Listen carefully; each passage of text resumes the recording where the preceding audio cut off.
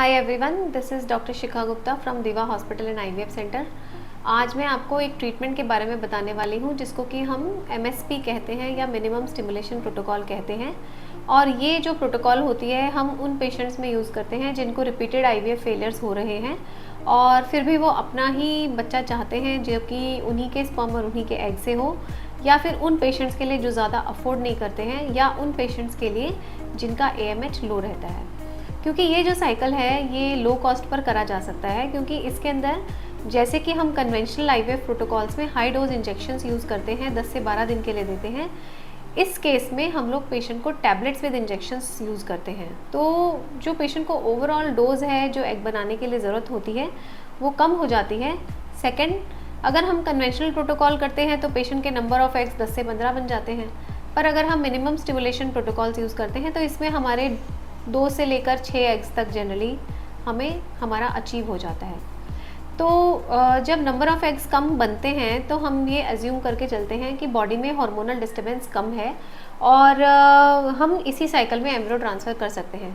Generally आपने बहुत सारे वीडियोस देखे होंगे और आपने ये रियलाइज़ किया होगा, स्पेशली वो लोग जो आईवीएफ करवा चुके हैं या करवा रहे हैं, कि आजकल ज़्यादातर जो पॉलिसी है वो फ्रोज़न एम्ब्रियो ट्रांसफ़र की है कि एम्ब्रियोज़ को पहले फ्रीज़ कर दिया जाए, फिर उस महीने के बाद अगले महीने में ट्रांसफ़र करा जाए।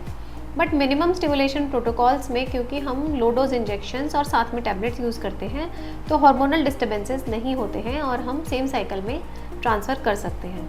उससे क्या होता है, ओवरऑल पेशेंट का एक्सपेंस कम हो जाता है। नेचुरली है, अगर मैं पेशेंट के एग्स बनाऊंगी, एम्ब्रियो बनाऊंगी, फ्रीज़ करूंगी, थॉ करूंगी, फिर ट्रांसफ़र करूंगी तो मेरी कॉस्ट बढ़ जाएगी, तो वो पेशेंट ही पे करेगा और कौन पे करेगा।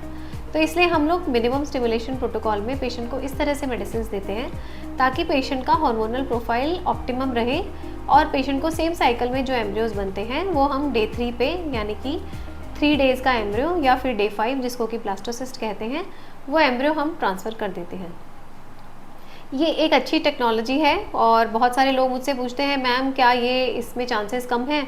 अगर ये कम पैसे में हो रहा है तो आप इसको मत करिए, अगर इसमें चांसेस कम हैं तो कन्वेंशनल प्रोटोकॉल ही करिए। तो मैं आपको क्लैरिफाई कर देती हूँ, जी नहीं, ऐसा कुछ नहीं है। मिनिमम स्टिमुलेशन प्रोटोकॉल में अगर एक सिंगल एम्ब्रियो भी अच्छा बनता है तो पेशेंट के कंसीव होने के चांसेस कोई रेगुलर कन्वेंशनल प्रोटोकॉल से कम नहीं है। एक ही डिसएडवांटेज आप कह सकते हैं, क्योंकि हमने इसमें लो डोज इंजेक्शन यूज़ किया है तो नंबर ऑफ़ एम्ब्रियोज जो हैं वो कम बनेंगे, मैक्सिमम 3 बन जाएंगे। बहुत ही पेशेंट लकी हुआ तो 4 या 5 बनेंगे, जो कि बहुत ही रेयरली होता है, क्योंकि ये यूज़ ही लो AMH, रिकरेंट IVF फेलियर्स, इन सब पेशेंट्स में होता है। और जिस तरह की जो हम मेडिसिन देने का जो हमारा तरीका होता है उसमें बहुत सारे एग्स एक साथ बन जाए, वो सिर्फ एक PCOD पेशेंट्स में पॉसिबिलिटी रहती है, अदरवाइज़ किसी और पेशेंट में ऐसी कोई पॉसिबिलिटी नहीं रहती है। तो मिनिमम स्टिमुलेशन प्रोटोकॉल एक्सेप्ट करने से पहले आपको ऐसा सोचने की ज़रूरत नहीं है कि हमें ये करवाना चाहिए कि नहीं करवाना चाहिए। एक क्वालिटी अगर उसमें अच्छी मिल जाती है, एम्ब्रियो अच्छा मिल जाता है, तो पेशेंट के कंसीव होने की पॉसिबिलिटी किसी भी और साइकिल से बेटर हो सकती है। तो बेसिकली देखो, अपन ने जो भी ट्रीटमेंट किया है उसमें अपन लक पर डिपेंडेंट है। अगर अपन सिंपल ट्रीटमेंट कराते हैं 20 से 30% चांस है शायद किसी महीने में दवाई लग जाए। मुझे भी नहीं पता होता कि पेशेंट कौन से मंथ में कंसीव होगा। मैं खुद पेशेंट को बोलती हूँ, भाई मुझे नहीं पता आप कौन से मंथ में कंसीव होंगे, I am just trying and trying.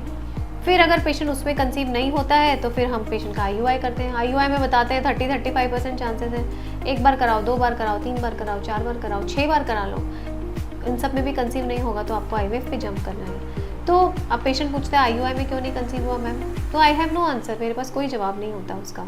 Simply यही होता है कि IUI में नहीं हो रहा तो इसलिए स्टेप अप करो ट्रीटमेंट। ऐसे ही IVF में आपने 3-4 एफर्ट्स ले लिए हैं, उसमें कंसीव नहीं हो रहा है, दैट डज नॉट मीन कि आपको ट्रीटमेंट छोड़ देना चाहिए और आपको होप लूज़ कर देनी चाहिए। हाँ, डेफिनेटली अगर इतनी बार फेलियर हो जाता है तो पॉसिबिलिटी कम होती है, then this minimum stimulation protocol comes into play. तो इसका रोल है, इसमें पेशेंट्स कंसीव भी हुए हैं, हमारे यहाँ भी पेशेंट्स कंसीव हुए हैं, तो you need not think twice about it. You can go ahead with minimum stimulation protocol. Thank you.